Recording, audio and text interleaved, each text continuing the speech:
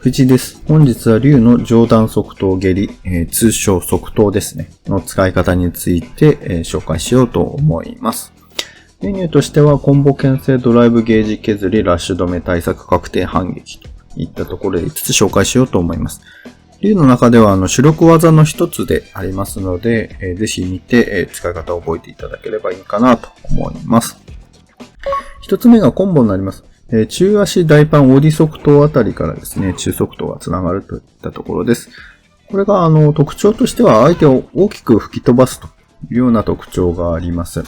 そのためですね、これを利用して、続く電人連起が、成功しやすい、溜めやすいというようになっています。直接当てた後を溜めてもいいんですけれども、ちょっと危険なので弱波動とか打った後に、溜めると、より安全になるというように思います。ただ、その場受け身されるとですね、このように反撃が間に合う場合もあるので注意が必要です。用途の二つ目、牽制技なんですけれども、持続が9フレームと長いため、動いた相手に当たりやすい技になっています。例えばですね、中距離、グラップ5など中距離なんかでも、このように打つと波動と相打ちして、ダメージ勝ちできるというようになっています。画面端もですね、これ、透かすことが難しくなってくるので、このように、ガンガン打っていって、ことが可能ですね。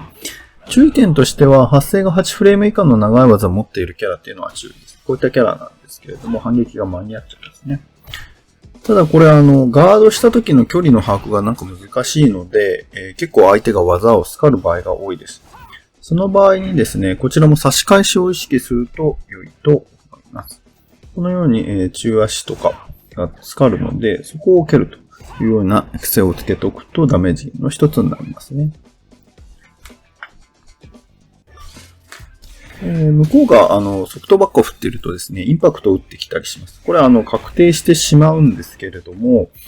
SA さんが溜まってるとですね、これ取られたのを見てから、キャンセルするといったところでさらにインパクトを潰すことができます。覚えておくと良いと思います。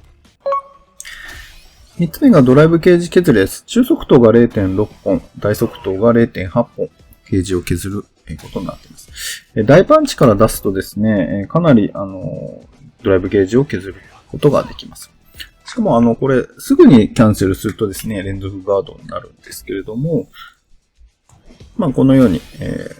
パリで割ることができませんね。ですけれども、相手を少し間を空けてしまうとこのようにパリが取れてしまうというようになっています。大側頭にするとこれをタイミングずらすことできるんですけれども、ドライブゲージ結局削れないので、こういった相手に対しては、ちょっと歩いて投げとかいう風にするといいかなと思います。で、狙いどころとしては画面端ですね。先ほど同様に、こちらも、避けることができないので、こういう風にするといいです。これだけ打っただけでもかなり削れていたので、おすすめの使い方です。4つ目がラッシュ止めの対策ですね。JP なんかでですね、しゃがみ中盤で、竜の山ラッシュなんかは止められてしまいます、ね。なんですけれども、この中側頭の停止時間を利用するとですね、このようにピタッと止まって、中盤の硬直に側頭が刺さるというようなことができます。ガードでもいいので使ってみるといいと思います。波動拳でもいいですね。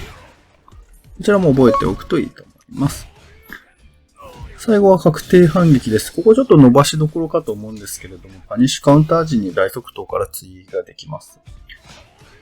で、特にですね、SA2 とか SA3 を絡めたコンボっていうのが、かなり伸びるとなっています。このように、昇竜拳から SA3 なんかを入れるとですね、かなり減るというようなことが分かっています。ここ、他にも使い方あると思うので、何か思いつく方を教えていただけるとありがたいですね。まとめになります。コンボ牽制ドライブゲージ削り、ラッシュ止め対策、確定反撃といったところで側頭の使い方を紹介しました。竜の主力技の一つでありますので、こういったところを意識して使っていただくといいかなと思います。本日の動画は以上になります。